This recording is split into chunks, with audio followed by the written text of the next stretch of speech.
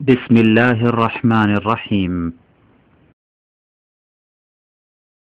ومن أحسن قولا ممن دعا إلى الله وعمل صالحا وقال إنني من المسلمين. يا أيها الذين آمنوا إذا تداينتم بدين إلى أجل مسمى فاكتبوه وليكتب بينكم كاتب بالعدل ولا يأب كاتب أن يكتب كما علمه الله فليكتب وليملل الذي عليه الحق وليتق الله ربه ولا يبخس منه شيئا فإن كان الذي عليه الحق سفيها أو ضعيفا أو لا يستطيع أن يمل هو فليملل وليه بالعدل واستشهدوا شهيدين من رجالكم فإن لم يكونا رجلين فرجل وامرأتان ممن ترضون من الشهداء أن تضل إحداهما فتذكر إحداهما الأخرى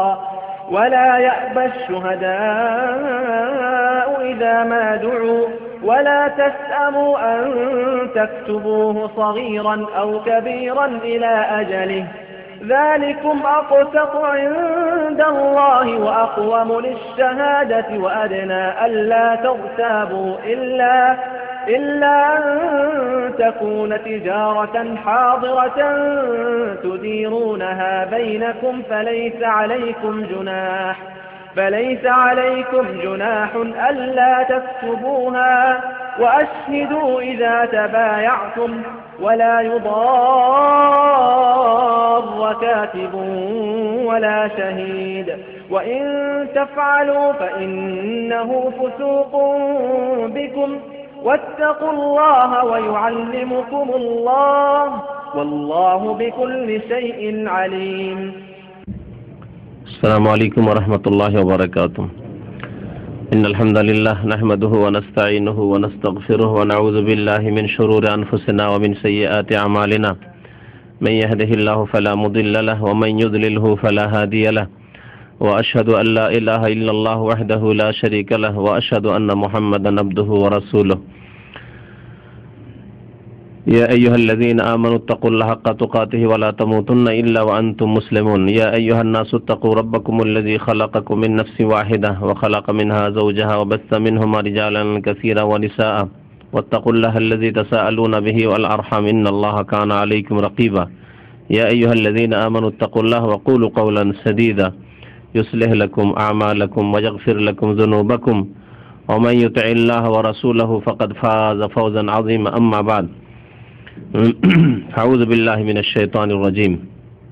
يا أيها الذين آمنوا إذا تداينتم بدين إلى أجل مسمى فاكتبوه وليكتب بينكم كاتب بالعدل الآية. মহান আল্লাহর সমস্ত প্রশংসা, দরুদ ও সালাম নাযিল হোক প্রিয় নবী মুহাম্মদ সাল্লাল্লাহু আলাইহি সাল্লামের উপর। আল্লাহুম্মা সাল্লি আলাইহি আল্লাহুম্মা বারিক আলাইহি।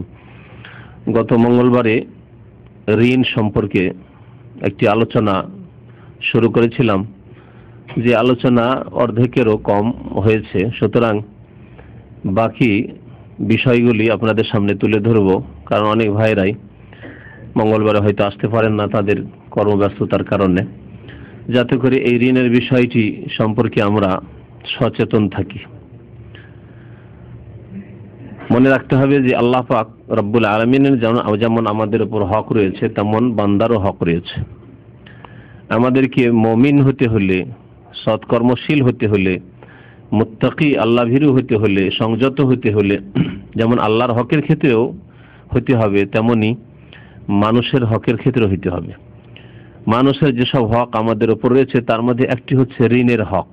অর্থাৎ যদি আপনার উপর কারো ঋণ থাকে, কারো কাছে আপনি ঋণী থাকেন, কারো টাকা পয়সা আপনার কাছে থাকে যা পরিশোধ করা আপনার উপর ফরজ হয়ে রয়েছে, এ হচ্ছে মানুষের হক, যে হক থেকে মৃত্যুর আগেই মুক্ত হওয়া ফরজ। আর আপনি আমি কেউ জানি না যে কখন আমাদের মত চলে আসে। সুতরাং যখনই পয়সা হবে, প্রথম কাজ হচ্ছে ঋণ মুক্ত হওয়া। প্রথম কাজ এই নয় যে ভালো ভালো খাবেন, ভালো পড়বেন, ছেলে মেয়েদের অনেক পয়সা খরচ করে মানুষ করবেন, আর দুনিয়ার সমস্ত কাজকর্ম করে গাড়ি কিনবেন ইত্যাদি করবেন, পরে পয়সা যদি হয় তাহলে দিলাম,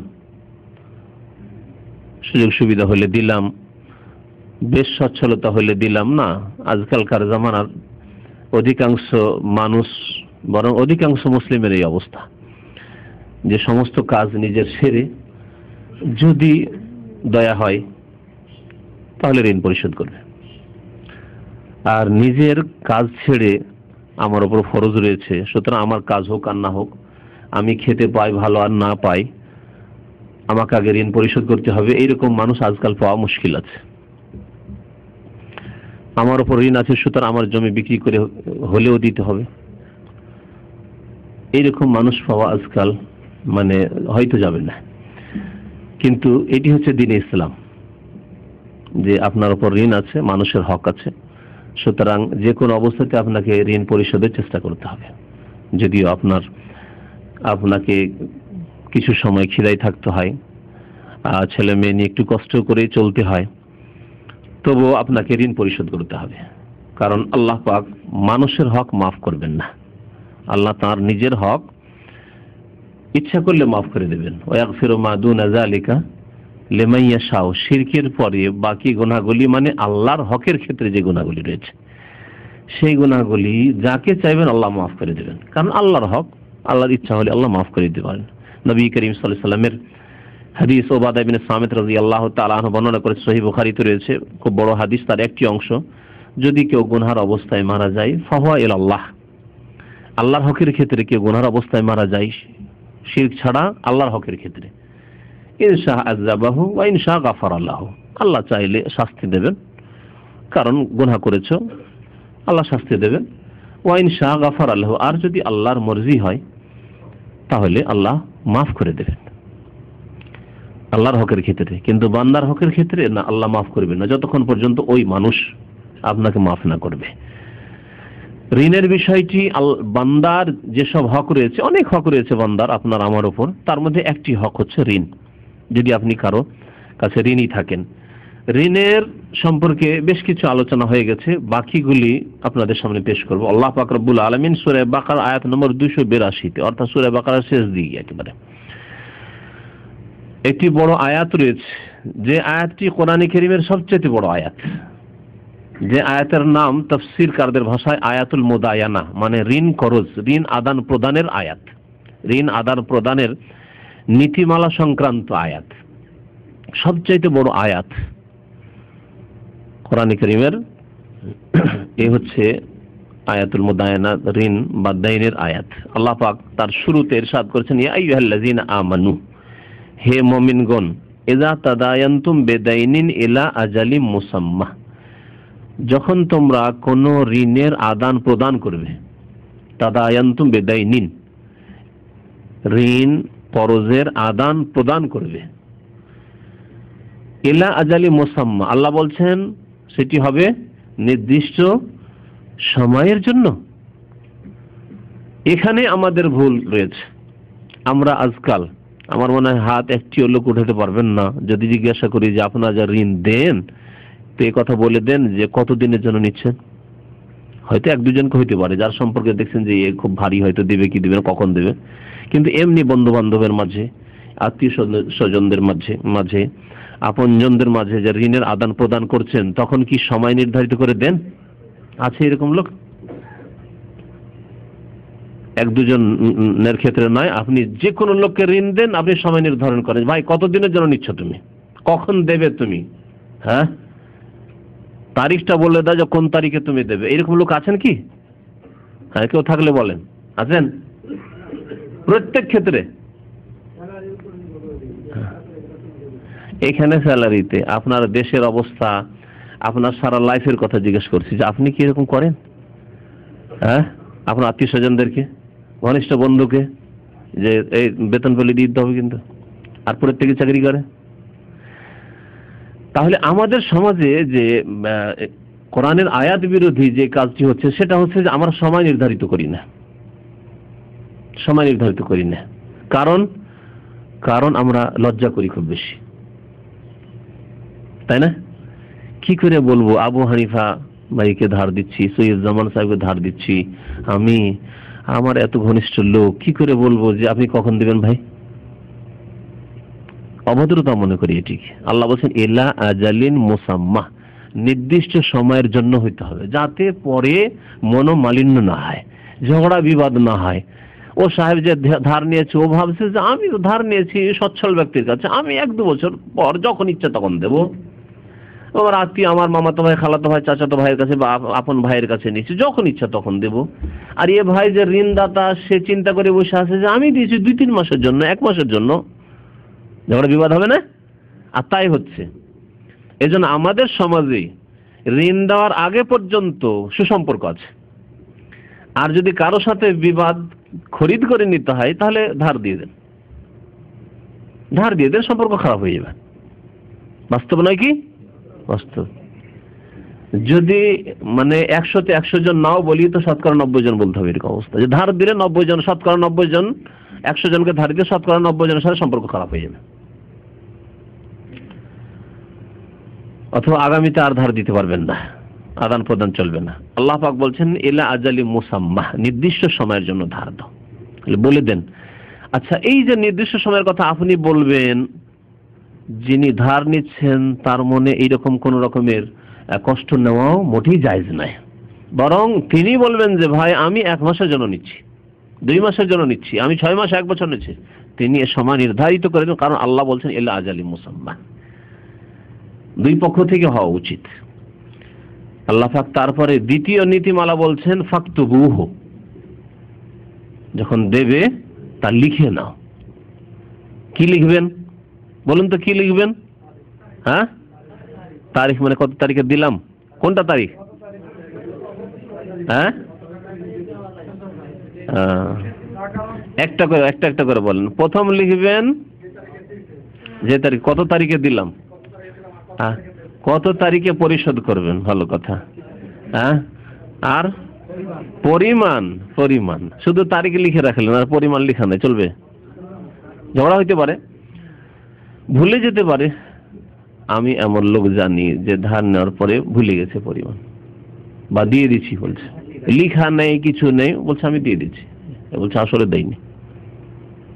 অথচ দুইজনেই দিনদার, এমন নয় যে একজন বেঈমান তার মধ্যে। কিন্তু ফানাসিয়া আদম আলাইহিস সালাম আমাদের প্রথম পিতাই ভুলে গেছেন, তা আমরা তো ভুলতেই পারি। ভাবছেন দিয়ে দিচ্ছি, কিন্তু আসলে দেননি হয়তো, অথবা দিয়ে দিয়েছেন আসলে, কিন্তু যে লেনেওয়ালা সে বলছে না, ভুলে গেছে আসলে সে, যা আমাকে দিয়ে দেওয়া হয়েছে। 2 পক্ষ থেকে হইতে পারে। এছাড়াও হঠাৎ করে মওত হয়ে যেতে পারে, মারা গেলেন, জানেন না আপনার পরিবার পরিজন, দেবে? 1 পয়সা দেবে না। গিয়ে বলেন যে এই যে মারা গেছে, আপনার ভাই মারা গেছে বা আপনার ছেলে মারা গেছে, তার কাছে আমি 10,000 টাকা পাবো, দেবে? দেবে না, আমরা জানি না। সুতরাং আল্লাহ পাক রব্বুল আলামিন এইরকম বহু হিকমতের জন্য ফাকতুবু, পরিমাণ লিখে রাখো, কত টাকা দিলে, সে টাকা না রিয়াল না ডলার না অন্য কিছু, কি ধার দেওয়া দিয়ে হইলো, কি বস্তুটি ছিল, তারপরে তারিখ, কত তারিখে নিলে কত তারিখে দেবে, এর উপরে সাক্ষী আল্লাহ পাক রাখতে বলেছেন, সাক্ষীও রাখবে। এবং আজকাল যদি লেখা পরিচিত হয়, তার হাতে লেখা যে ঋণ নিচ্ছে পরিচিত লেখা হয়, আর তার স্বাক্ষর জানা স্বাক্ষর হয়, তাহলে আরো ভালো। এবং সাক্ষী থাকবে শরীয়তে, কারণ সাক্ষীর বড় গুরুত্ব রয়েছে শরীয়তে। নবী করিম সাল্লাল্লাহু আলাইহি ওয়াসাল্লাম বলেছেন আল বাইয়িনাতু আলাল মুদ্দাই, যে দাবিদার হবে তাকে সাক্ষী পেশ করতে হবে। একজন লোক দাবি করেছে আমি আব্দুল্লাহর কাছে 10,000 টাকা পাবো, তাহলে তাকে সাক্ষী পেশ করতে হবে। আল বাইয়িন আলাল মুদ্দাই, আপনি দাবি করেছেন যে 10,000 টাকা পাবো, তার মানে সাক্ষী দিতে হবে আপনাকে। ওয়াল ইয়ামিনু আলা মান আনকারা, আর ও বলছে যে না, আব্দুল বলছে না, আমার কাছে পাবে না, আমি তার কাছে ধার নেইনি, অথবা নিয়েছিলাম দিয়ে দিয়েছি। ওয়াল ইয়ামিনু আলা মান আনকারা, সে যদি অস্বীকার করে তাহলে সে আল্লাহর শপথ করে বলবে, আল্লাহর শপথ করে বলছি। তাহলে প্রথম ব্যক্তি যদি সাক্ষী না দিতে পারে, তখন সাক্ষী পেশ করতে পারলো না, তখন তাকে কসম করতে বলা হবে। কিন্তু সাক্ষী পেশ করে দিলে আর কসম করা চলবে না। এইদিকে 2 সাক্ষী পেশ করে দিয়েছে, 2 জন মুসলিম, ভালো ধার্মিক মানুষ, নামাজি মানুষ, ফাসিক নয়, আর তারপরে সে কসম করছে না, এই কসম চলবে না। যখন সাক্ষী পেশ করতে পারলো না, কিন্তু দাবি বিনা সাক্ষীতে দাবি করেছে আমি 10,000 টাকা পাবো, তখন ওয়ালিয়ামিনু আলা মান আনকার, অন্য হাদিসে ওয়ালিয়ামিনু আলাল মুদ্দা আলাইহি, যার ওপর দাবি করা হয়েছে বা যে ব্যক্তি অস্বীকার করছে সেই ব্যক্তি কসম করে শপথ করে মুক্ত হয়ে যাবে। আল্লাহর কসম করে বলছি আমাকে সে টাকা ধার দেয়নি, অথবা আমাকে দিয়েছিল আমি পরিশোধ করে দিয়েছি। লিখিত থাকলে, সাক্ষী থাকলে এসব সমস্যার সম্মুখীন কখনো হবেন না। আল্লাহ পাক ফাকতুবুহু ওয়ালিয়াকতুব বাইনাকুম কাতিবুন বিল আদল, ন্যায়সঙ্গতভাবে তোমাদের মাঝে একজন ক্লার্ক কাতিব যেন লিখে রাখে। আয়াত খুব বড় রয়েছে, আর ওই দিকে যাচ্ছি না। তো বাকি আলোচনাগুলি এই ঋণ সম্পর্কে শেষ করি। ঋণ সম্পর্কে যেখানে পৌঁছেছিলাম আলোচনা, সেটা হচ্ছে যে ঋণী ব্যক্তি যদি ঋণগ্রস্ত অবস্থায় ঋণের বোঝা নিয়ে মারা যায়, তাহলে তার জানাজা বিশেষ করে সৎ লোকেরা, উলামায়ে কেরাম, এলাকার যারা পরহেজগার লোক, মুত্তাকি লোক, নেতৃস্থানীয় ব্যক্তি তারা পড়বে না, যাতে করে এই রকম বহু ঋণী সমাজে রয়েছে তারা সতর্ক হয়ে যায় যে আমরাও যদি এই ঋণের বোঝা নিয়ে মারা যাই তাহলে অমুক ব্যক্তির উপর ঋণ ছিল, আমাদের দেশের আলেমরা নামাজ পড়েনি, জানাজা পড়েনি, আমাদের দেশের মুরব্বী পরহেজগার লোকের আল্লাহওয়ালা লোকেরা নামাজ পড়েনি, আমাদের দেশের নেতৃস্থানীয় ব্যক্তি যারা সৎ লোক তারা নামাজ পড়েনি জানাজার, ওকে একবার সাধারণ ফাসেক ফাজেল লোকেরা কোন রকম জানাজা পড়ে তাকে দাফন করে এসছে। সতর্ক হবে আমারও পরিণাম এমনটা না হয় যাতে। সেই জন্য বিশিষ্ট ব্যক্তিরা জানাজা পড়বেন না। নবী করিম সাল্লাল্লাহু আলাইহি ওয়াসাল্লাম যেমন জানাজা পড়তেন না, এই মর্মে বেশ কিছু হাদিস রয়েছে। নবী করিম সাল্লাল্লাহু আলাইহি ওয়াসাল্লাম থেকে আবু হুরায়রা রাদিয়াল্লাহু তাআলা আনহু বর্ণনা করেছেন যে আল্লাহ নবী সাল্লাল্লাহু আলাইহি ওয়াসাল্লাম قال, নবী সাল্লাল্লাহু আলাইহি ওয়াসাল্লাম ইরশাদ করলেন, মা মিন মুমিনিন ইল্লা ওয়া আনা আউলা বিহি ফিদ দুনিয়া ওয়াল আখিরাহ। নবী করিম সাল্লাল্লাহু আলাইহি ওয়াসাল্লাম ইরশাদ করলেন যে কোনো মুমিনের আমি সবচাইতে নিকটবর্তী।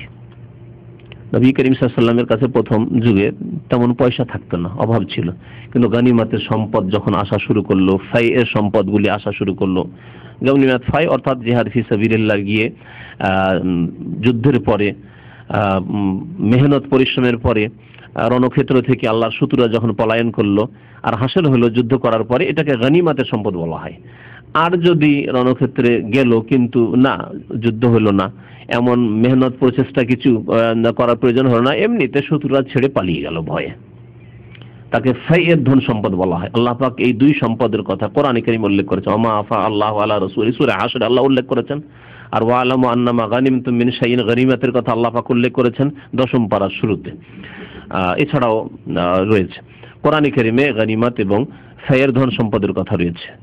নবী করিম সাল্লাল্লাহু আলাইহি ওয়াসাল্লামের জন্য যাকাত হারাম ছিল। নবী করিম সাল্লাল্লাহু আলাইহি ওয়াসাল্লামের কাছে যে আসতো এই গনিমতের বা ফাইয়ের ধন সম্পদ, সেগুলি থেকে নবী সাল্লাল্লাহু আলাইহি ওয়াসাল্লাম মুসলিম উম্মতের সাহাবায়ে কেরামগণের যদি কারো উপর ঋণ থাকতো তা পরিশোধ করতেন। যতদিন আসেনি টাকা পয়সা ততদিন কিছু করতে পারতেন না, জানাজা পড়া যাবে না, এর ঋণ আছে জানাজা পড়া যাবে না।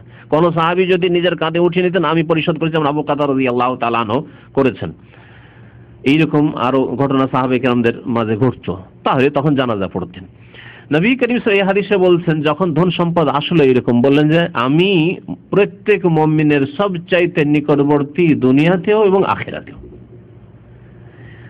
সুতরাং বুঝছেন, এর দলিল যদি পড়তে চাও কোরআনে কারীম পড়ে দেখো।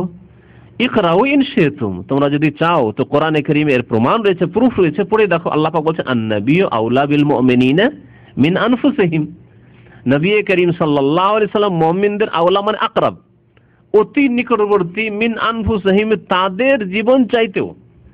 মানে আপনি যে আপনার নিকটবর্তী, মানুষ প্রত্যেকে সবচাইতে বেশি হিতাকাঙ্ক্ষী কার? নিজের, ঠিক না? সবচাইতে বেশি হিতাকাঙ্ক্ষী ব্যথিত হয় মানুষ নিজের শোকে, তারপরে বাবার শোকে ব্যথিত হয়, মায়ের শোকে ব্যথিত হয়। হ্যাঁ, আপনার আম্মা মারা গেছে, আপনি বেশি ব্যথিত না? কিন্তু আপনার আম্মার আম্মা মারা গেছে, মায়ের শোকে ব্যথিত হয়, কিন্তু অত ব্যথিত না যত ব্যথিত আপনি আপনার আম্মা মারা গেলে, আপনার ছেলে মারা গেলে, তাই না? মানুষ সবচাইতে বেশি নিকটবর্তী নিজের নাফসের, তার চাইতে বেশি নিকটবর্তী রাসূলুল্লাহ সাল্লাল্লাহু আলাইহি ওয়াসাল্লাম, তার চেয়ে বেশি দরদি ব্যতীত রাসূলুল্লাহ সাল্লাল্লাহু আলাইহি ওয়াসাল্লাম। এই জন্য কোরআনে কারিমে আল্লাহ পাক রাসূলুল্লাহ সাল্লাল্লাহু আলাইহি ওয়াসাল্লাম প্রশংসা করে সূরা তাওবা বলেছেন, লাকাদ জাআকুম রাসূলুম মিন আনফুসিকুম আজিজুন আলাইহি মা আনিতুম হারিসুন আলাইকুম বিল মুমিনিনা রাউফুর রহিম। আল্লাহ পাক কোন নবী সম্পর্কে আল্লাহ পাকের যে গুণ সেই গুণ উল্লেখ করেননি, যেভাবে মুহাম্মদুর রাসূলুল্লাহ সাল্লাল্লাহু আলাইহি ওয়াসাল্লাম রাহমাতুল লিল আলামিন, বিশ্বজাহানের করুণা রহমত, তার সম্পর্কে বলেছেন আল্লাহ পাকের নাম রাউফ, নবীকে এখানে রাউফ বলা হয়েছে। আল্লাহ পাকের নাম রাহিম, নবীকে কি বলা হয়েছে? রহিম বলা হয়েছে।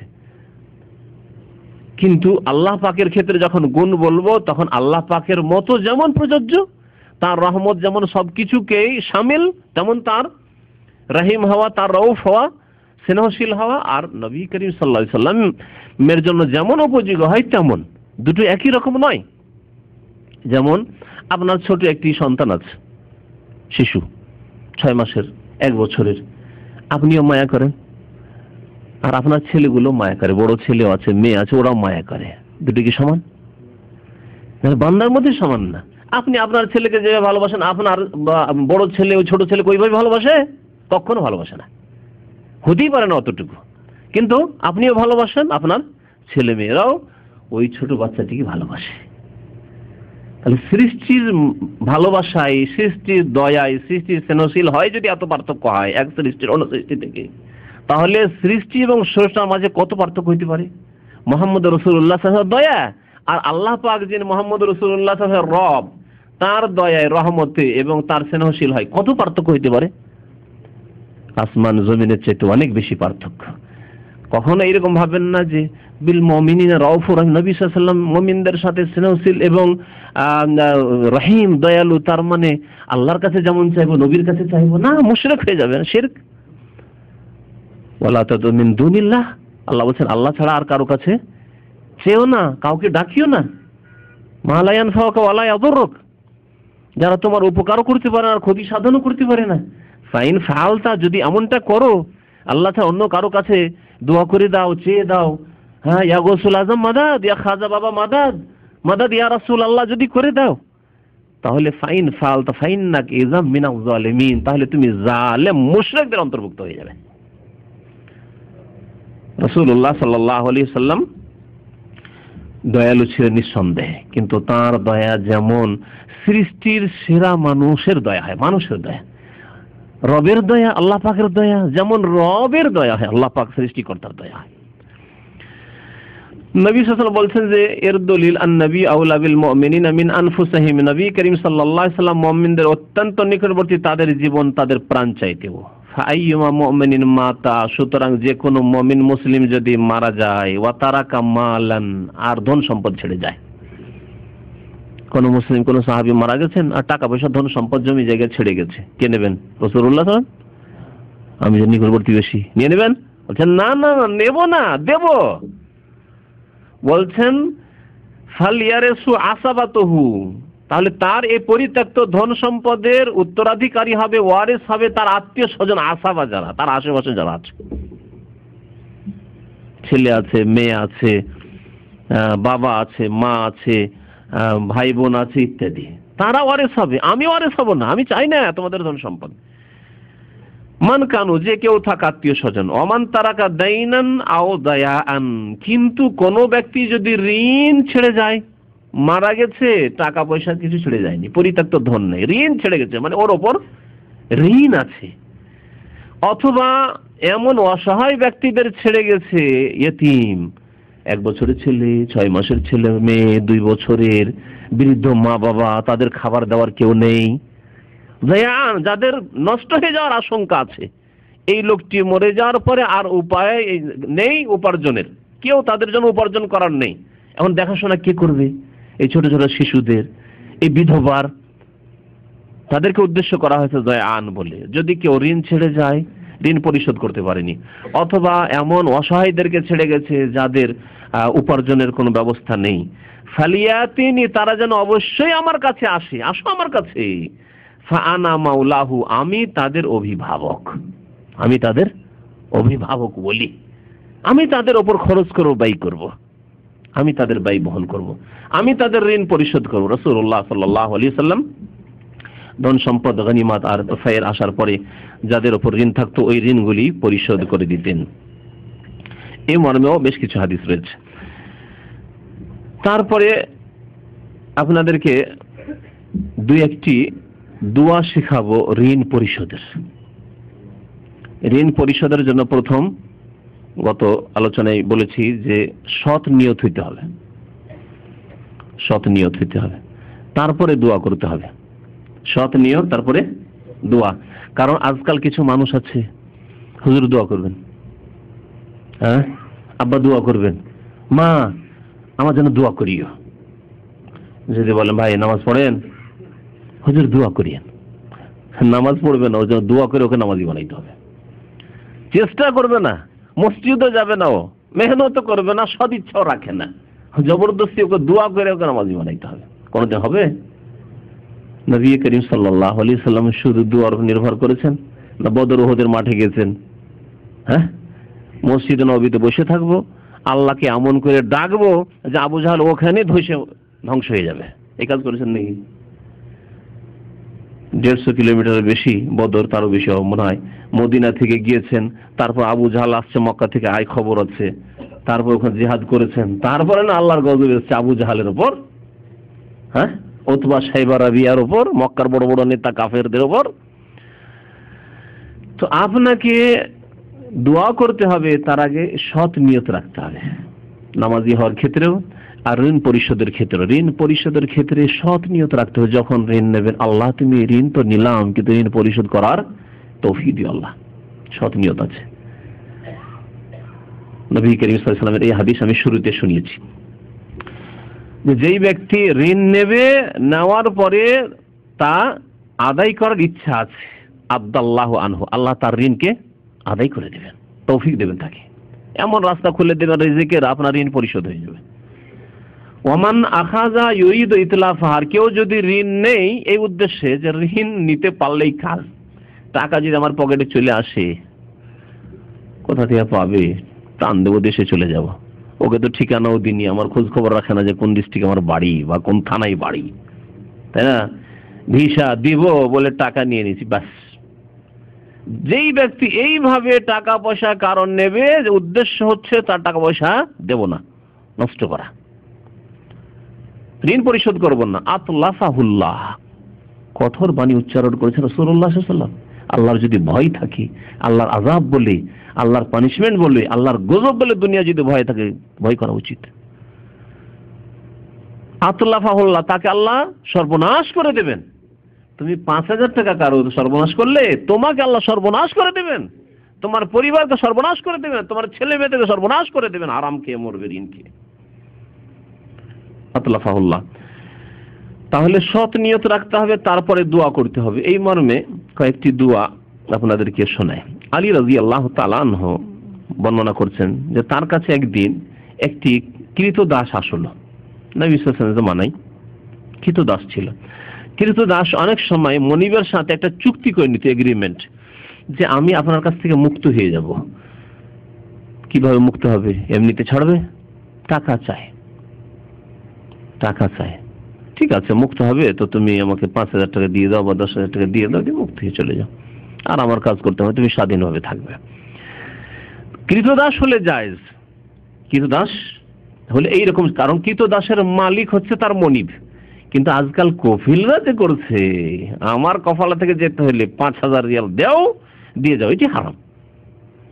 কারণ যারা কফিলের কাছে কাজে এসছে এরা কৃতদাস নয়। তোমার কর্মচারীর প্রয়োজন হয়েছে, আমেল লেবারের প্রয়োজন হয়েছে, তোমার কাছে কাজে এসছে, তোমার সরকার বলছে, হ্যাঁ, দেশের শাসক বলছে, মুসলিম শাসক বলছে যে তোমার যতটা লেবারের প্রয়োজন ততটা নিয়ে আসো, 10 জনের প্রয়োজন 10 জন নিয়ে আসো, 11 জন নয়।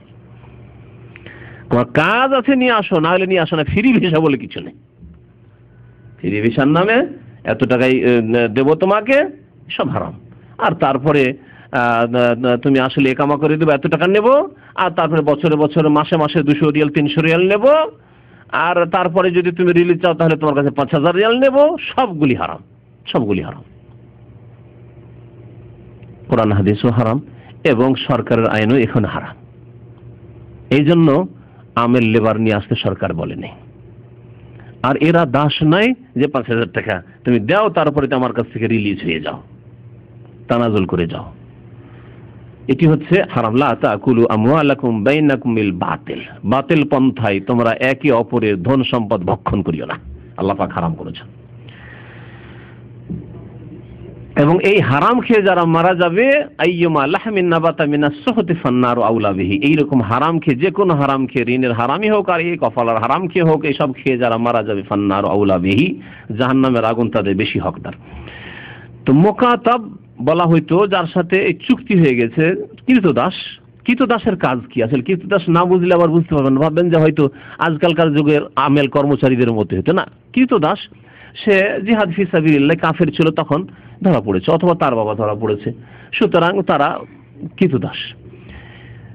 খলিফাতুল মুসলিমিন বা রাসূলুল্লাহ সাল্লাল্লাহু আলাইহি ওয়াসাল্লাম, রাসূলুল্লাহ সাল্লাল্লাহু আলাইহি ওয়াসাল্লাম যাকে ভাগ বন্টনে দিয়েছে জিহাদ থেকে, ওদের বন্দীদেরকে নিয়ে এসে তার দাস হয়েছে। তারপরে দাসের কাজ হচ্ছে যা কিছু আয় উপার্জন করবে সে নিয়ে এসে মনিবকে দেবে, দিয়ে 100 টাকা ইনকাম করলো মনিবকে দেবে, মনিব শুধু তাকে খাওয়া দাওয়া দেবে। এবং এই দাসের মালিক ওই রকমই মনিব মালিক যেমন অন্য যে সম্পদ রয়েছে সেসবের মালিক, টাকা পয়সার মালিক, স্বর্ণের মালিক ওই রকম। সুতরাং এই দাসের ব্যক্তি মালিকানা নেই, দাস যা কিছু ইনকাম করবে তার মালিক হবে তার মনিব, তার আকা। এখন মনিবের কাছ থেকে সে ছুটি পেতে চায় যে আমি ফ্রি হয়ে যাব, আমি আজাদ স্বাধীন হয়ে আমি নিজের আয় উপার্জন করব। মালিক যদি দয়া করে যে না আমি আর একে রাখবো না, ঠিক আছে আমিও দয়া করে একে ছেড়ে দেবো, কিন্তু একেবারে ফ্রিতে কি করে ছেড়ে দেবো? কারণ আমার দাস, আমি একে কিনেছি কয়েক হাজার টাকা দিয়ে। যারা পেয়েছিল জিহাদ ফি সাবিলিল্লাহর মাধ্যমে তাদের কাছ থেকে কিনলেও দাস থাকবে, অথবা সরাসরি আমি পেয়েছি একে নবী সাল্লাল্লাহু আলাইহি ওয়াসাল্লামের কাছ থেকে, সাহাবায়ে খলিফার কাছ থেকে, সুতরাং একে আমি এমনি কি করে ফেরি ছাড়ি, আমারও কিছু টাকা পয়সার প্রয়োজন রয়েছে, সুতরাং আমি তোমার কাছে 5,000 টাকা নেব, তাহলে তোমাকে মুক্ত করে দেবো। এই 5,000 টাকা সে তাড়াতাড়ি ইনকাম করে যদি পরিশোধ করে দেয় মালিককে, তাহলে সে দাসমুক্ত হয়ে যাবে। চুক্তি যতটার উপর চুক্তি হয়েছে, এই মুকাতাব গোলাম মানে এই চুক্তি করা ছিল যেই গোলামের মালিকের সাথে, এই এক গোলাম আসলো আলী রাদিয়াল্লাহু তাআলার কাছে, এসে বলল ইন্নী কাদ আজিজতু আন কিতাবাতি, আমি আমার মালিকের সাথে চুক্তি করেছি যে আমি এত টাকা দিয়ে আমি স্বাধীন হয়ে যাব, কিন্তু এই টাকা আমি পরিশোধ করতে পারছি না, এত সময়ের মধ্যে দিয়ে আমি দিতে পারছি না। ফাআইননি, সুতরাং হে আলী রাদিয়াল্লাহু তাআলা আনহু, আপনি আমাকে একটু সহযোগিতা করুন, সাহায্য করুন। তিনি বললেন, হয়তো আর্থিক সচ্ছলতা আলী রাদিয়াল্লাহু তাআলা সেই সময় ছিল না, তখন তাকে একটি দোয়া শিখিয়ে দিলেন। এর দ্বারা বোঝা যায় যে কোনো অসহায় মানুষের, অভাবী মানুষের যদি আপনি আর্থিক সহযোগিতা না করতে পারেন, তাহলে কমপক্ষে দোয়া দেবেন অথবা দোয়া শিখিয়ে দেবেন।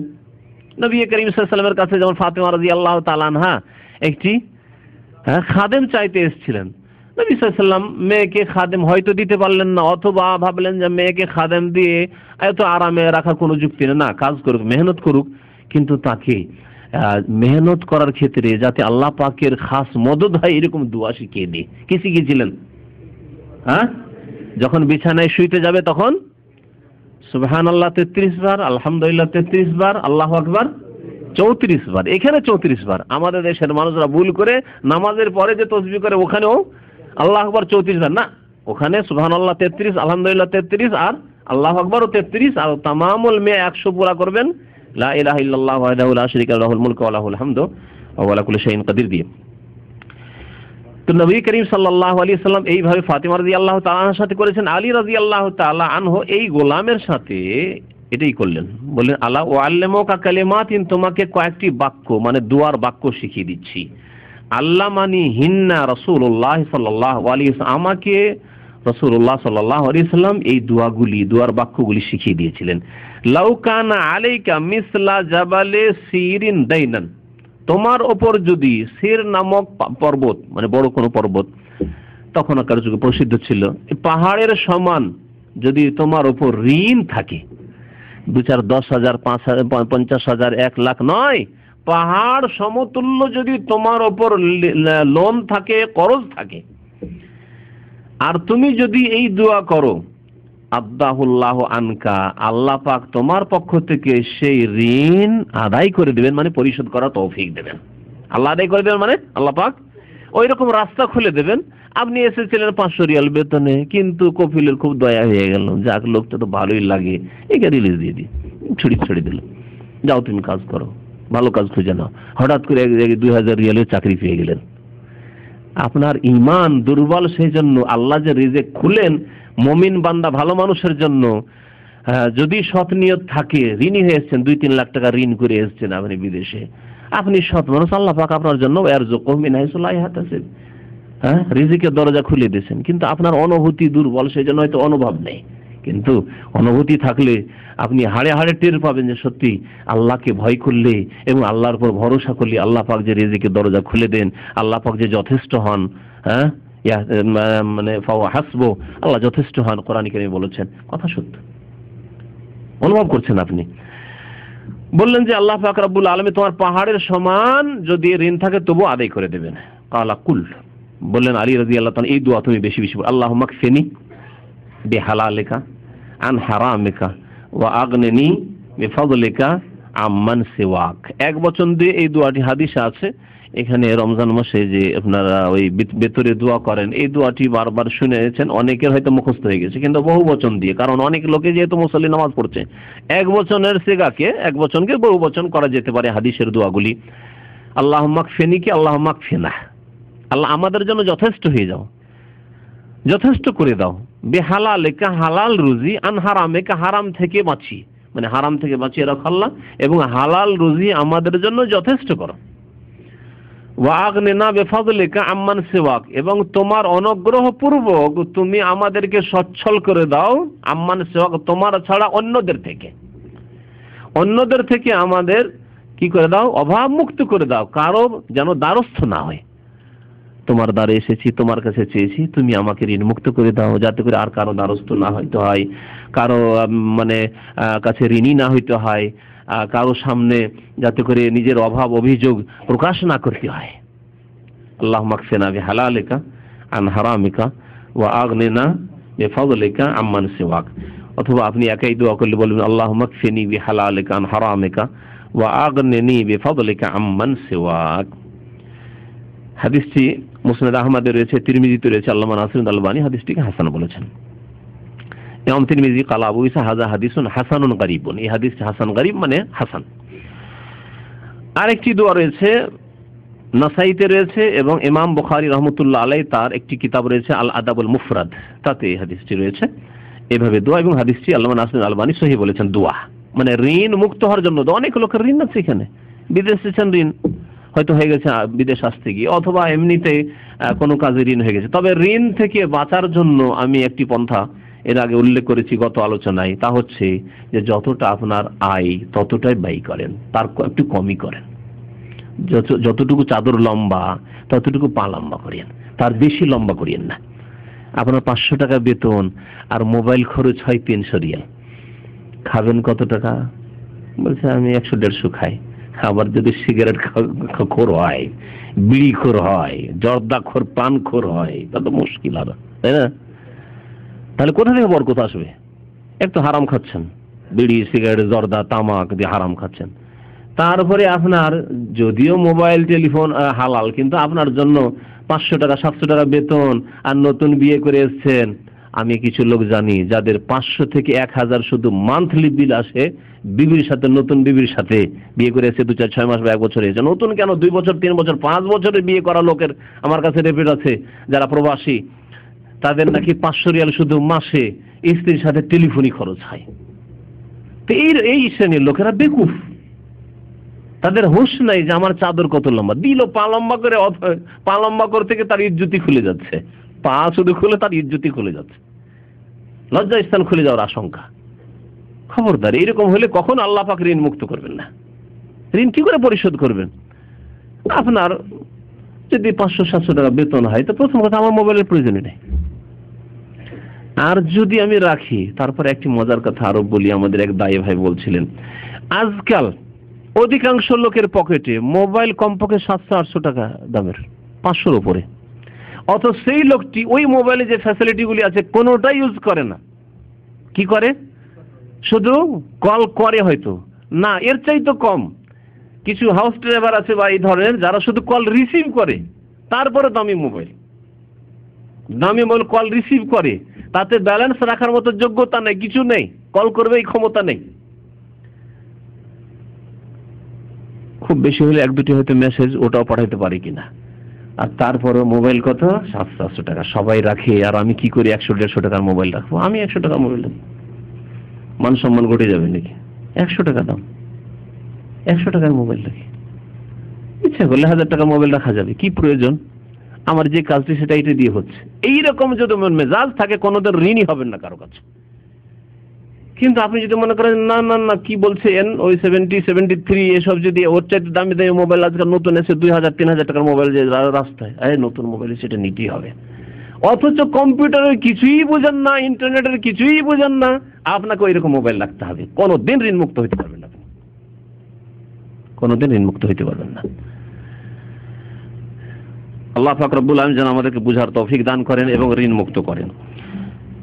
আনাস বিন মালিক রাদিয়াল্লাহু তাআলা আনহু বর্ণনা করছেন যে নবী করিম সাল্লাল্লাহু আলাইহি ওয়াসাল্লাম খুব বেশি বেশি এই দোয়াটি পাঠ করতেন, নবী সাল্লাল্লাহু আলাইহি ওয়াসাল্লাম। অথচ এই দোয়া পাঠ করতেন, আল্লাহর কাছে আশ্রয় চাইতেন এইসব বিপদ থেকে। ইউকসিরু আন ইয়াকুল, খুব বেশি বেশি এই দোয়া করতেন কি? আল্লাহুম্মা ইন্নী আউযু বিকা মিনাল হাম্মি ওয়াল হাযান, আল্লাহ দুশ্চিন্তা থেকে আমি তোমার আশ্রয় কামনা করছি, মানে দুশ্চিন্তা থেকে মুক্ত রাখি। ওয়াল হাযান, এবং শোক থেকে, ওয়াল আজজ, এবং অসহায় হওয়া থেকে, ওয়াল কাসাল, এবং অলসতা থেকে, ওয়াল জুবন, এবং কাপুরুষতা থেকে, ওয়াল বুখল, এবং কৃপণতা থেকে। সবগুলি কিন্তু ব্যাধি। মুসলিম কাপুরুষ হয় না, মুসলিম কৃপণ হয় না, মুসলিম অলস হয় না। রোজা রেখেছি সেজন্য সারাদিন শুয়ে, এক তো রাতে শুয়েছেন, আবার ফজর পর শুয়েছেন, জোহরে উঠলেন, জোহরে উঠে আবার জোহরটা কোন রকম পড়লেন, এগুলো মুসল্লি নামাজিদের অবস্থা। তাহলে বেনামাজির অবস্থা যে কি আছে আল্লাহ পাক জানে। এক শ্রেণীর নামাজি লেজি, রোজা রাখা মানে সারাদিন ওকে ঘুমাইতে হবে, সারাদিন ঘুমাইতে হবে। জোহর পর্যন্ত ঘুমিয়েছে, আর ঘুম টেনে নিয়ে আসে। আমার এটা অভিজ্ঞতায় বলছি, লোকজনকে দেখে। আমি অত যদিও ঘুমাই না, কিন্তু লোকজন যাদেরকে দেখেছি ওইরকম একটানা ঘুম দিতে। মদিনা ইউনিভার্সিটিতে এক ছাত্র ছিল, খুব প্রসিদ্ধ ছিল, ইন্ডিয়ান এক ছাত্র। ও বুধবারে ঘুমাইতো, আউযু বিল্লাহ, আল্লাহ পাক এইরকম জীবন থেকে পানাহাতে রাখে যেন, বলেন আমিন। বুধবারে ক্লাস করে এসে ঘুমাইতো, আর শুক্রবারে জুমা পড়ার জন্য উঠতো। খুব প্রসিদ্ধ ছিল। হ্যাঁ, আল্লাহ পাক জানে এর উত্তর সেই দেবে আল্লাহ পাকের কাছে। জিজ্ঞাসা করলাম যে তাহলে ও খাওয়া দাওয়া কিছু করতো না? বলতো যে 2-4-5-10টা জুস আর ওই হালিব দুধগুলো এনে রাখতো, দুধের প্যাকেট এনে রাখতো। ওই ঘুমের অবস্থায় চোখটা খুলে টান দিয়ে একটা জুস খেয়ে নিলে, একটা হয়তো এই করলো, কি বলছে, একটা দুধ খেয়ে নিল, এই করে। আল্লাহু আকবার, আস্তাগফিরুল্লাহ। সেই ছেলে সর্বনাশ, এইভাবে জিন্দেগি নষ্ট করেছে। আল্লাহ পাকের আযাব দুনিয়ার, যে এখন কোনো জায়গায় চাকরি করার যোগ্যতা নেই। মদিনা কোন রকম আল্লাহ পাঠিয়ে দিয়েছে, কিন্তু মদিনা এসে যখন এইরকম পাপ আল্লাহর বরদস্ত করেনি, কোনো জায়গায় চাকরি পায় না, ধাক্কা খেয়ে বেড়ায়। কেউ কোনো মাদ্রাসায় নিতে চায় না। এর দ্বারা কি হবে? যে বুধবার থেকে শুক্রবার ঘুমাতে পারে, তার দ্বারা হবে বাকি। তো এমন জীবন গ্রহণ করবেন না। আছে এইরকম নামাজি লোক, জোহর পড়লো আবার শুয়ে গেল, সকালে শুয়েছে জোহর পর্যন্ত, ফজর থেকে কত ঘন্টা হয়ে যায়? ফজর 5টা থেকে হইলে 7 ঘন্টা হয়। আরে 6 ঘন্টা ঘুম যথেষ্ট, আপনার তো সকালে 7 ঘন্টা হয়ে গেছে। রাত্রে যদি 2 ঘন্টা হয়ে থাকে তো ওই 7 আর 2 9 ঘন্টা হয়ে গেছে। আবার জোহর পর দিল ঘুম টেনে নিয়ে এলো, আবার আসরে উঠলো, আসরে উঠে আবার ভালো লাগে না, দিল আসর পর আবার একটা ঘুম দিয়ে উঠে দেখে, আরে এখন তার ইফতারি তৈরি করার সময় নেই, দেখি কোন মসজিদে দৌড় দিই। সৌদি আরবে থাকলে কোন মসজিদে না, ইফতার ক্যাম্পে একটু দৌড় দিই, যে খেতে পাওয়া যায়। এইরকম যদি জিন্দেগি হয়, তাহলে এই জিন্দেগির চাইতে জিন্দেগি না থাকাই ভালো, অলসতার জিন্দেগি।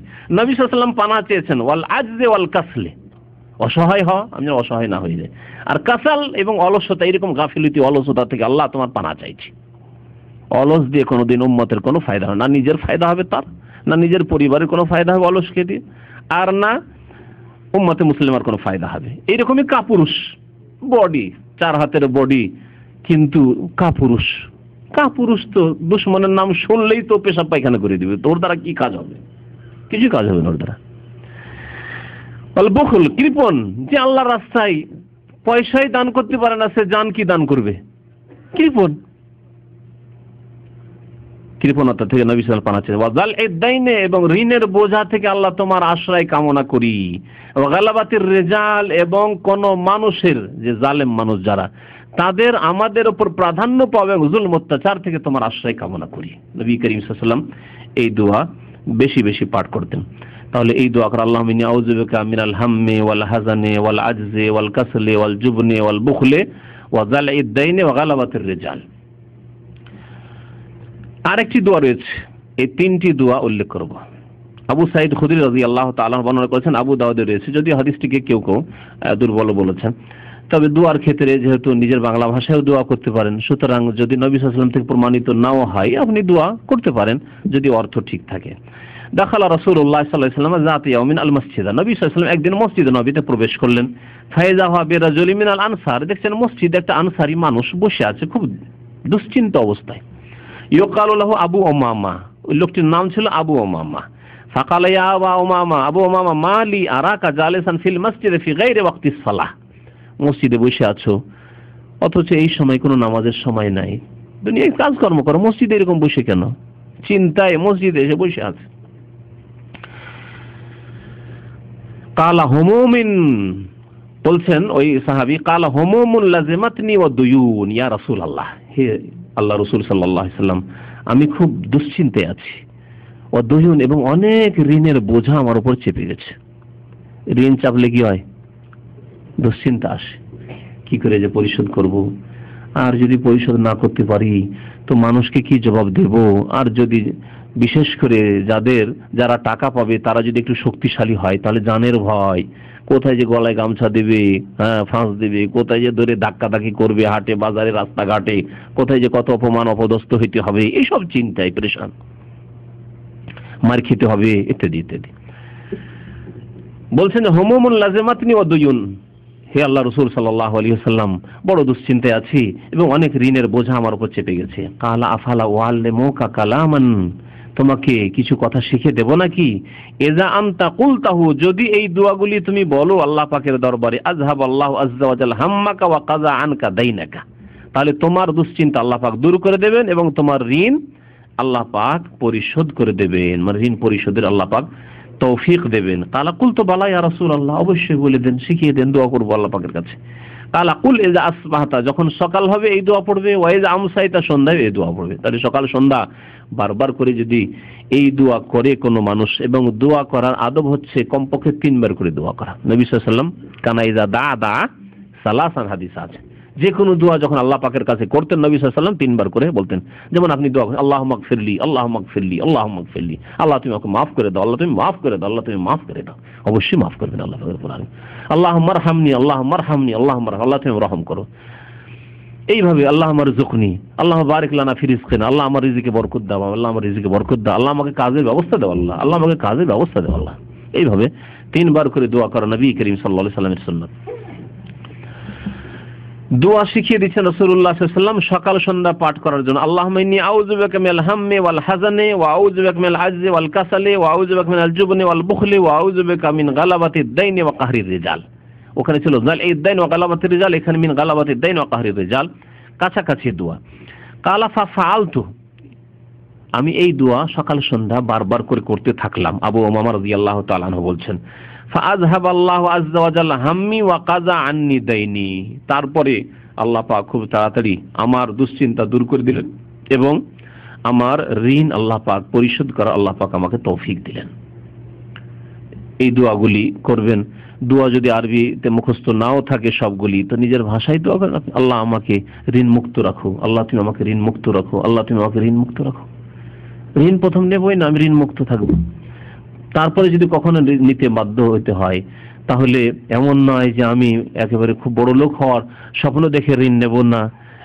আমার কাঁচা বাড়ি আছে, যথেষ্ট রয়েছে, হ্যাঁ, নতুন গাড়ি কেনার জন্য ঋণ নেব, আপনার নতুন বড় বাড়ি করার জন্য ঋণ নেব না। আমার এত টাকা ইনকাম নেই, আমি এই করব না।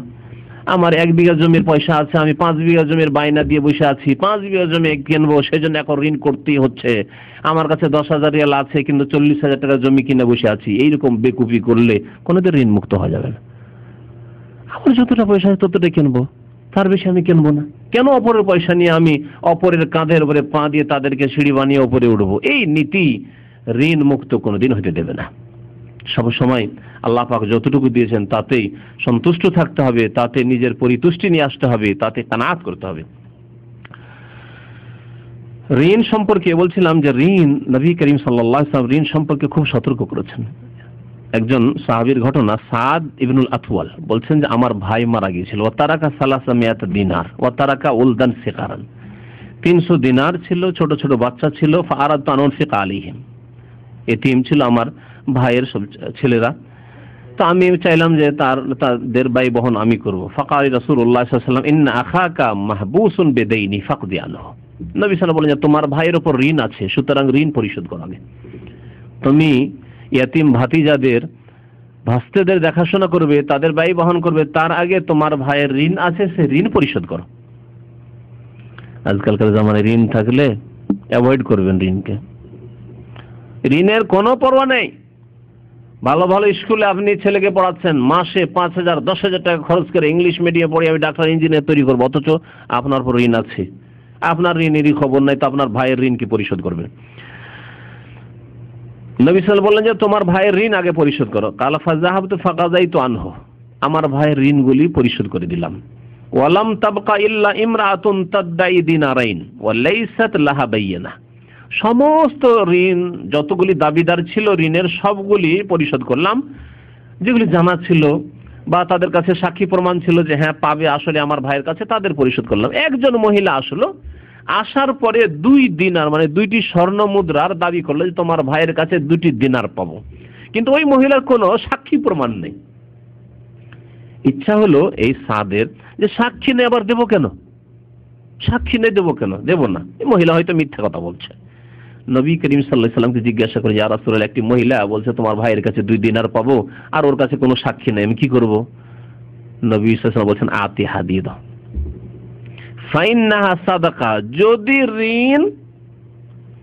যদি আসলে পাই তো তার হক, আর যদি নাও পাই মিথ্যা কথা বলে তুমি অবশ্যই সাদকার নেকি পাবে, উভয় অবস্থায় তুমি সাদাকার নেকি পাবে। সুতরাং যদিও সাক্ষী প্রমাণ না থাকে তুমি ঋণ পরিশোধ করে দাও। এর থেকে কি শিখতে পারলাম? মুসনাদ আহমদের হাদিস। আমাদের এইরকম অনেক সময় হয়ে থাকে, এসে আপনার আব্বা মারা গেছে, হঠাৎ করে এসে গ্রামের কোনো লোক এসে বলছে তোমার আব্বার কাছে 10,000 টাকা পাবো। আমাদের লোকেরা কিন্তু দিতে চায় না, না আমাদের জানে না, আমাদের তো বলেনি আমার আব্বা কোনোদিন। আমার আম্মাকে জিজ্ঞেস করে দেখি, মা পাবে কেউ টাকা পয়সা আব্বার কাছে? না, কিছু বলেনি তো। না, আমাদের দেশের অধিকাংশ লোক তো দায়িত্বহীন, মানুষের ঋণ নিয়ে যে লিখে রাখবে, অথচ লিখে রাখার কথা বলা হয়েছে, লিখে রাখবে ওসিয়ত যে আমি যদি আমার কিছু হয়ে যায় আমার কাছে অমুক অমুক এত টাকা পাবে, আমি অমুকের কাছে এত টাকা পাবো, লিখে রাখতে হবে এগুলি। না, লিখে রাখে না, দায়িত্বহীন। তারপরে বলেও রাখে না যে আমার কাছে এত টাকা লোকেরা পাবে, অমুক অমুক ব্যক্তি এত টাকা পাবে। বলে রাখলে অনেক সময় মানুষ ভুলে যায়, বলেও রাখে না। আজকাল আমাদের দেশের মানুষরা দিতে রাজি নাই, না দিবে না, অথচ নবী করিম সাল্লাল্লাহু আলাইহি ওয়াসাল্লাম কি বলছেন? কোন সাক্ষী না আতিহা ফাইন্নাহা সাদাকা, দিয়ে দাও সাদাকা, উভয় অবস্থায় সাদাকা। সে যদি আসলে পায় তবুও সাদাকা, আর যদি নাও পায় তোমার জন্য সাদাকা। ঋণ নেওয়ার পরে যারা ঋণ গ্রহণকারী তাদেরকে আল্লাহকে ভয় করা উচিত, যে ঋণ নিলেন, নেওয়ার পরে সচ্ছলতা আছে, দিতে পারবেন আপনি, তারপরে যদি না দেন, একে নবী করিম সাল্লাল্লাহু আলাইহি ওয়াসাল্লাম জুলম বলে আখ্যায়িত করেছেন। এবং এই জুলমের জন্য যদি এইরকম জুলম করেন, মানে বাড়াবাড়ি করেন, আপনি যদি ঋণ না দেন, ঋণ পরিশোধ না করেন, তাহলে আপনাকে শাস্তি দেওয়া, আপনার সমালোচনা করা, আপনার গীবত করা শরীয়তে জায়েজ। যেসব ক্ষেত্রে গীবত করা যায়, সমালোচনা করা যায়, তার একটি ক্ষেত্র হচ্ছে কেউ যদি ঋণ কারো কাছ থেকে ধার নেয় আর ধার নেওয়ার পরে পরিশোধ না করে, তাহলে বলতে পারবে যে শহীদ জামান সাহেব ধার নিয়েছেন, অমুক সিদ্দিক সাহেব ধার নিয়েছেন, কিন্তু দিচ্ছেন না, বাহানা করছেন, অথচ তার বেতন 1,000 বেতন, 2,000 বেতন, 1,500 বেতন, কোনো অভাব নেই ভাই, সবকিছুই করতে পারছে, কিন্তু আমার টাকাটা দিচ্ছে না। যে কোনো জায়গায় বলতে পারবে, যাতে করে লাঞ্ছিত অপদস্থ হয়। আর বিশেষ করে এমন ব্যক্তিদের বলতে পারবে যাদেরকে বললে হক আদায় করে দেবে।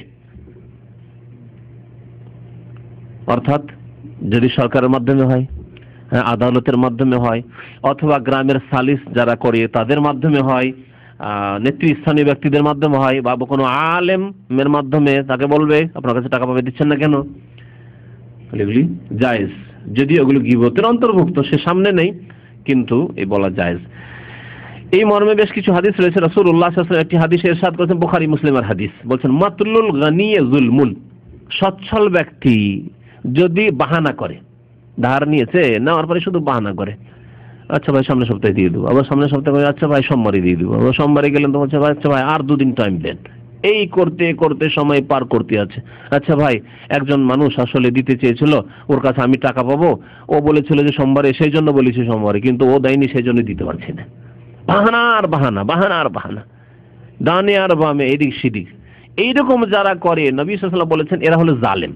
মাতলুল গানী যুলমুন, সচ্ছল ব্যক্তি যদি বাহানা করে তো এ হচ্ছে জুলম।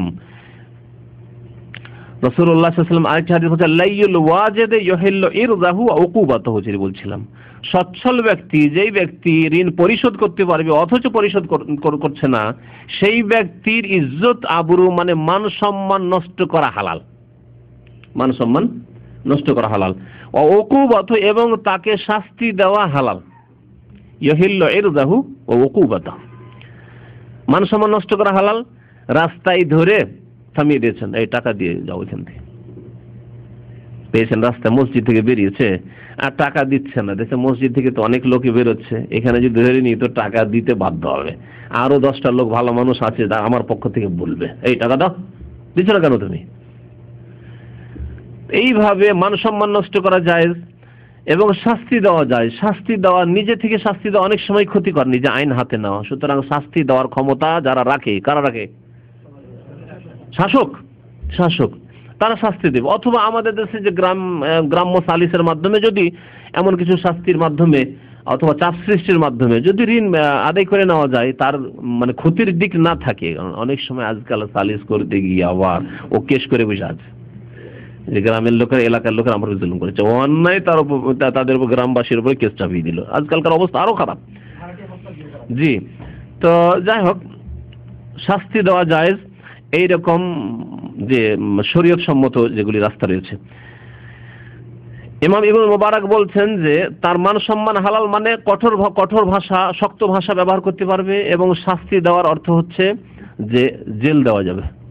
আর সৌদি আরবে আলহামদুলিল্লাহ ইসলামিক যে অনুশাসন রয়েছে, এখানে এই শাস্তি রয়েছে। একদিন আমাকে এক ভাই টেলিফোন করছে যে আমার কফিলকে 5000 রিয়াল তার কাছে কেউ তো দিতে পারছে না, সেই জন্য জেলে ঢুকিয়ে দিচ্ছে, অথচ সে বড় মুআসসাসার মালিক। তো আলহামদুলিল্লাহ এইরকম যদি হয় যে কেউ পাবে 2000 রিয়াল পাবে আর দিচ্ছে না, সরকারের ঘরে কেস করলেন, সরকারের লোক এসে তাকে উঠিয়ে নিয়ে গিয়ে জেলে ঢুকিয়ে দিল। টাকা দেবে না কেন? টাকা দিয়ে ছাড়িয়ে নিয়ে আসবে, যেখান থেকে টাকা দিয়ে ছাড়িয়ে নিয়ে আসো। জমি বিক্রি করে, জমি বিক্রি করবে, দোকান বিক্রি করে, দোকান বিক্রি করবে, যা বিক্রি করতে হয় করবে, যেখান থেকে হোক সে ছুটি হাসিল করবে। রাওয়াহু আবু দাউদ ওয়া নাসাই, হাদিসটি সহিহ।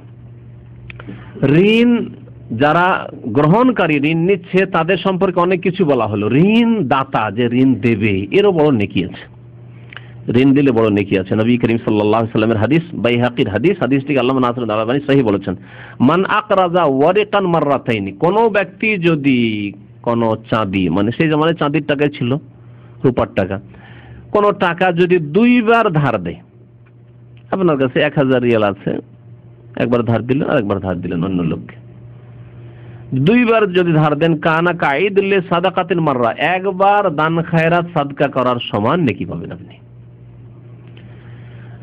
হয়তো আপনি 10,000 রিয়াল দান করতে পারবেন না, কারণ 10,000 রিয়াল দান করা আপনার পক্ষে সম্ভব নয়, আপনার অনেক প্রয়োজন রয়েছে, কিন্তু 10,000 রিয়াল আপনি ধার দিতে পারবেন।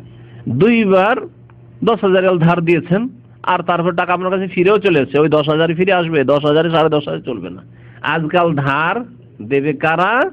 যাদের এরকম আশা আছে কিছু পাবো বেশি, অথবা শর্ত করে সুদি ব্যবসা, সুদি ব্যবসা, স্যালারি কেনার আজকাল সুদি ব্যবসা চলছে। হ্যাঁ, বন্ধকের সুদি ব্যবসা, সুদ আর সুদ, চারিদিকে সুদ। 1000 টাকার স্যালারি, কালকে একজন লোক জিজ্ঞেস করছে 1000 টাকার স্যালারি আমি কিনবো 800 টাকায়, এইদিকেও টাকা ওইদিকে টাকা, সুদ নয়? তারপর সুদের সঙ্গেই কি তাহলে? এটাই তো সুদ। 1000 টাকায় যদি 1001 টাকা নেই, 1 টাকাই সুদ। এবং জানা আছে, অগ্রিম আপনার জানা আছে, শর্ত করে নিচ্ছেন যে 1000 টাকা তোমার স্যালারি কিনবো ভাই, আমি 800 টাকা 900 টাকায় কিনবো, 950 কিনবো, সুদ। আর এই ব্যবসা ব্যাপক আকার ধারণ করেছে এখন প্রবাসীদের মধ্যে। সুদ, চারিদিকে সুদ আর সুদ। আল্লাহর গজব কেন আসবে না এই জাতির উপর? তাহলে ঋণ দাতা নেকি পাবে, সাদকার নেকি পাবে যদি ঋণ দিতেই থাকে, বারবার ঋণ দিতে থাকেন। তবে বিশ্বস্ত লোক দেখে ঋণ দেয়। ঋণ তো আর সবাই সকলকে দেওয়া যায় না। বিশ্বস্ত ইমানদার লোক যারা আল্লাহকে ভয় করে এইরকম লোককে ঋণ দেন, ইনশাআল্লাহ তাআলা হয়তো টাকা মরবে না। আর যদি টাকা কোথাও মারাও যায় তো আল্লাহ পাক হয়তো তার উত্তম প্রতিদান দুনিয়াতেও দেবেন, আখিরাতেও দেবেন।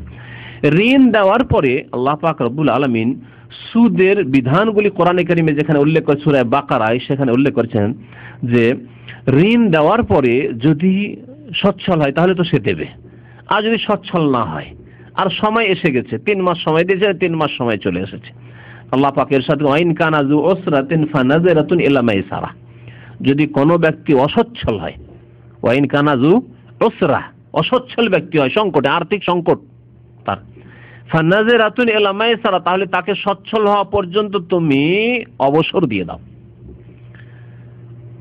অবসর দিয়ে দাও।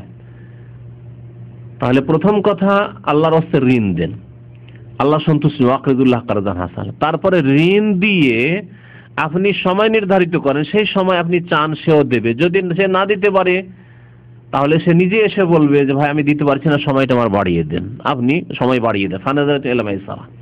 তারপরে সময় বাড়িয়ে দিলেন, আরো 3 মাস, 6 মাস, 1 বছর, 1.5 বছর, 2 বছর বাড়িয়ে দিলেন, কিন্তু দেখা যাচ্ছে লোকটি আরো অসহায় অবস্থা, ঋণ পরিশোধ করতে পারছে না। আল্লাহ পাক বলেছেন ওয়া আনতা সাদ্দাকু খায়রুল লাকুম। কি করো? তৃতীয় স্তর এটা। প্রথম স্তর হচ্ছে ঋণ দেন, মানুষের ইহসান করে, ঋণটা ফিরিয়ে নেন যথাসময়। দ্বিতীয় স্তর না, যথাসময় সে ফেরাতে পারলো না, আপনি অবসর দেন, আরো 6 মাস, 1 বছর, যতদিন পারেন আপনি অবসর দেন। তারপরে দেখলেন না, অবসর দিয়েও এই লোকটি ঋণ পরিশোধ আর করতে পারছে না, তৃতীয় স্তরে কি করবেন? ওয়া আনতা সাদ্দাকু খায়রুল লাকুম, তুমি তাকে দান করে দাও, তোমার জন্য কল্যাণকর হবে। ইন কুনতুম তা'লামুন, যদি তোমরা জানো যে আল্লাহর কাছে তোমাদের জন্য কি মহা পুরস্কার রয়েছে। সূরা বাকারা আয়াত নম্বর 280। নবী করিম সাল্লাল্লাহু আলাইহি সাল্লাম থেকে বুরাইদা আসলামী রাদিয়াল্লাহু তাআলা বর্ণনা করেছেন, নবী সাল্লাল্লাহু আলাইহি ওয়াসাল্লাম বলেছেন মান আনজারা মুসিরান, কোন ব্যক্তি যদি অসচ্ছল ব্যক্তিকে অবসর দেয়, টাকা দিতে পারছেন না আপনি, ঠিক আছে, আর কতদিন সময় লাগবে? বলছে ভাই আর 6টা মাস দেন সময়, 6টা মাস দেন, 1 বছর দেন, 3 মাস দেন, ইত্যাদি। কানা লাহু বিকুল্লি ইয়াউমিন সাদাকা, প্রত্যেক দিনের বিনিময়ে সে সাদাকার নেকি পাবে। একদিন করে আপনি অবসর দিলেন, প্রত্যেক দিন আপনি সাদাকার নেকি পেতে আছেন।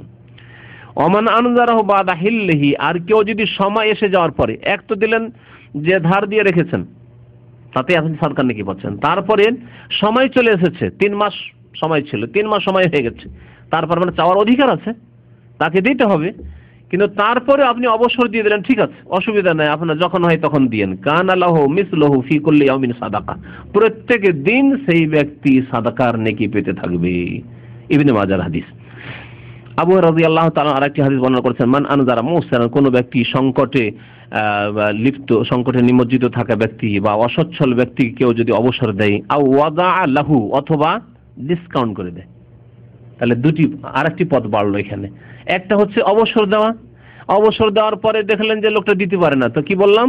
দান করে দেওয়া। না, পুরা দান করতে পারছেন না, 10,000 রিয়াল পাবেন আপনি, 10,000 আপনার পক্ষে দান করা সম্ভব নয়।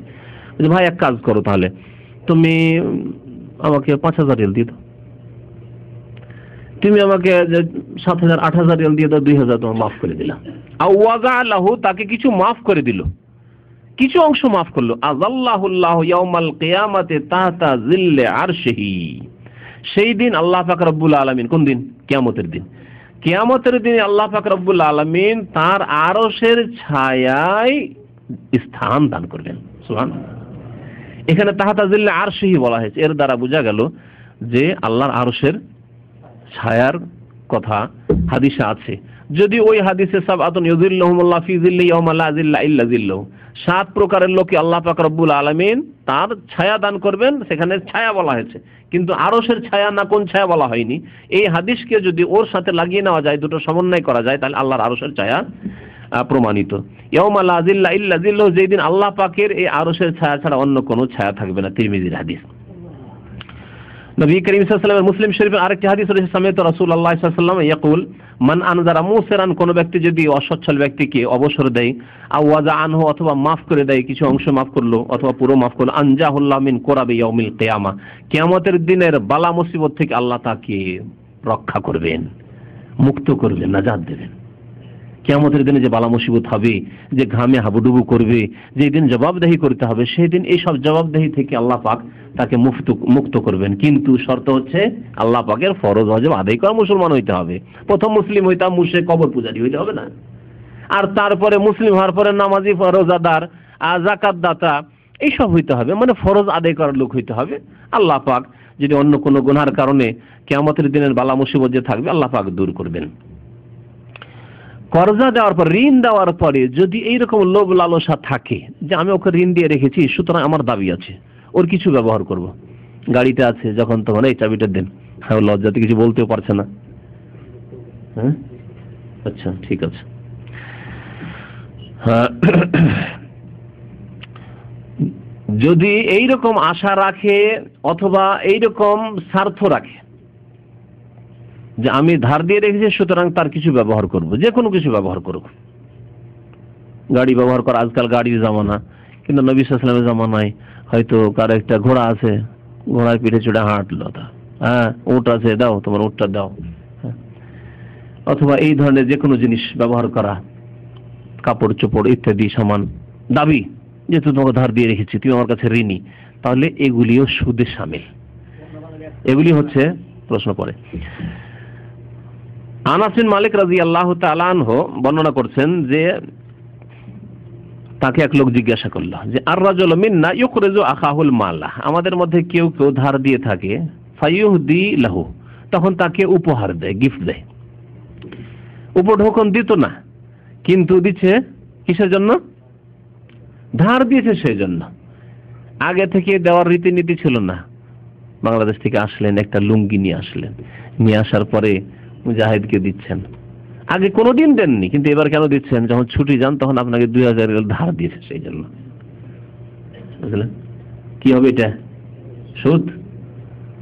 হ্যাঁ, আগে থেকে যদি এরকম থাকে, মানে আগে থেকে আপনার সম্পর্ক এরকম আদান প্রদান, হাদিয়া দেওয়া সম্পর্ক আছে, তাহলে ঠিক আছে। কালা রাসূলুল্লাহ, আনাস বিন মালিক বললেন যে রাসূলুল্লাহ সাল্লাল্লাহু আলাইহি ওয়াসাল্লাম বলেছেন, ইজা আকরাজা আহাদুকুম কারজান, কোন ব্যক্তি যদি তোমাদের কাউকে ঋণ দেয়, ফাআহাদা লাহু, ঋণের বিনিময়ে যদি ঋণ দেওয়া আছে সেই জন্য তাকে উপঢৌকন দিচ্ছে, হাদিয়া দিচ্ছে, উপহার দিচ্ছে, আও হামালাহু আলা দাব্বা, অথবা আসেন গাড়িতে চাপেন, লিমুজিন ভাই এখানে চালায়, ভাড়ার গাড়ি চালায়, গাড়িতে কোনোদিন ফ্রি উঠাইতো না, কিন্তু যে 1000 রিয়াল 500 রিয়াল ধার দিয়েছেন, তারপর থেকে ওর লিমুজিন ফ্রি।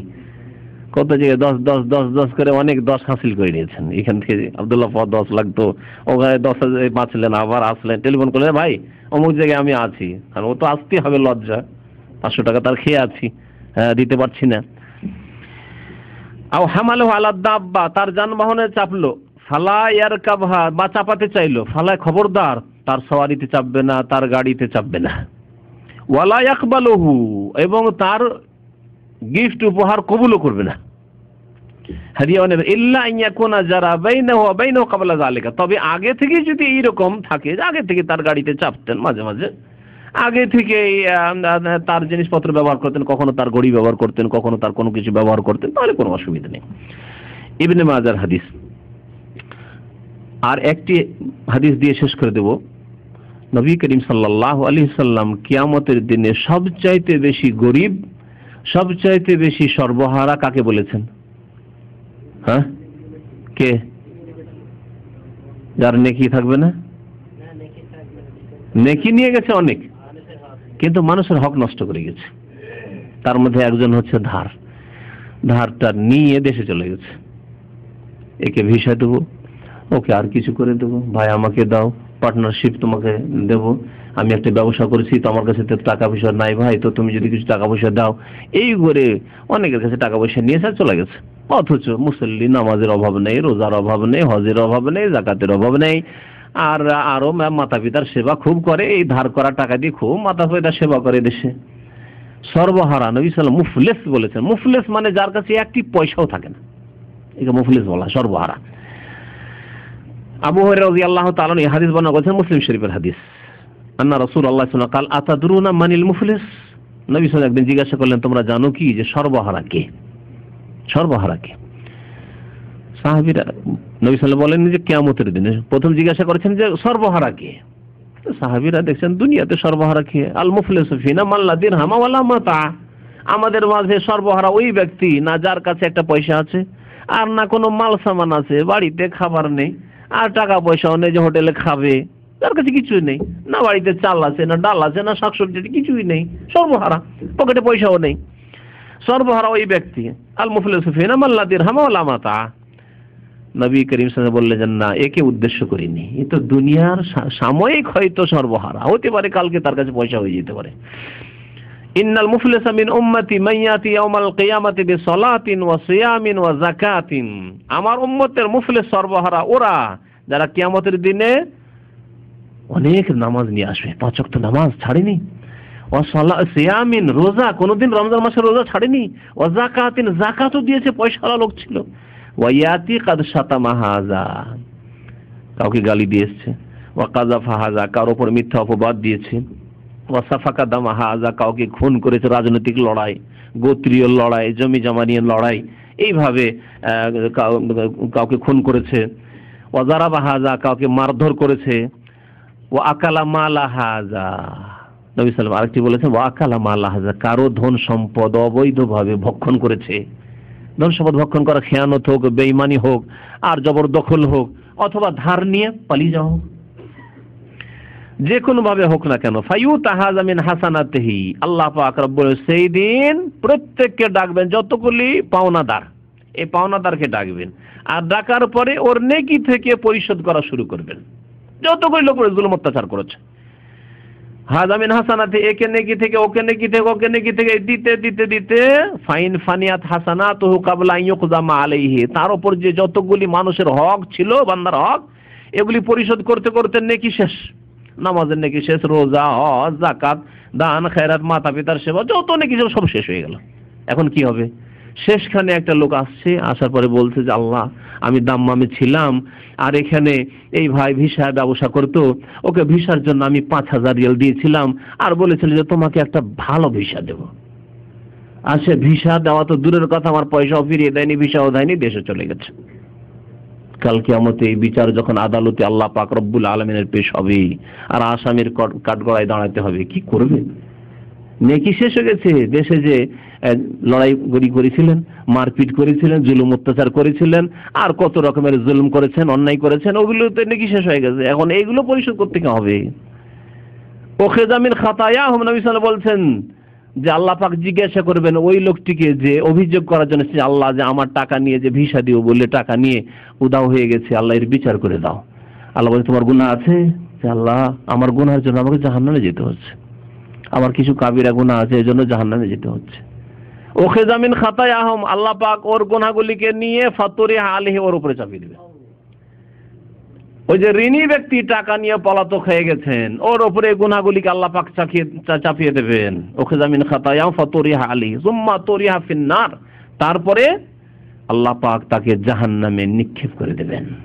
তাহলে নামাজ, রোজা, হজ, যাকাত করেও মানুষের হক যদি নষ্ট করে থাকেন, মানুষের কাছ থেকে ধার নিয়েছেন অথচ দিচ্ছেন না, ধার নিয়েছেন তারপরে বলছেন যে এখন তো ঠিকানা নেননি কেন? আপনি ধার নিতে পেরেছেন আর তার ঠিকানাটা রাখতে পারেননি, আপনি তার অ্যাকাউন্ট নম্বর রাখতে পারেননি, তার টেলিফোন নম্বর রাখতে পারেন, তার কমপক্ষে গ্রাম আর থানাটাও যদি লিখে রাখতেন, তাহলে খোঁজ করে করে আপনি চলে যেতে পারতেন।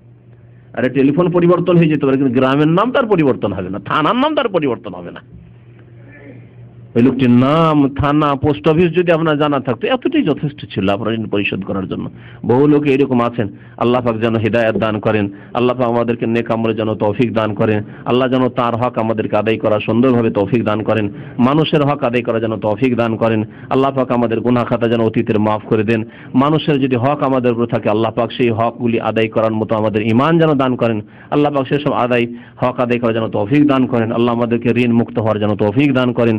আল্লাহুম্মা কফিনা বিহালালিকা আন হারামিকা ওয়া আগনিনা বিফদলিকা আম্মান সিওয়াক, রব্বানা যালামনা আনফুসানা ওয়া ইল্লাম তাগফির লানা ওয়া তারহামনা লানাকুনান্না মিনাল খাসিরিন, রব্বানা লা তুআখিযনা ইন নাসিনা ওয়া আখতানা, রব্বানা ওয়া লা তাহমিল আলাইনা ইসরান কামা হামালতাহু আলাল লাযিনা মিন ক্বাবলিনা ربنا ولا تحملنا ما لا طاقة لنا به واعف عنا واغفر لنا وارحمنا أنت مولانا فانصرنا على القوم الكافرين سبحان ربك رب العزة عما يصفون وسلام على المرسلين والحمد لله رب العالمين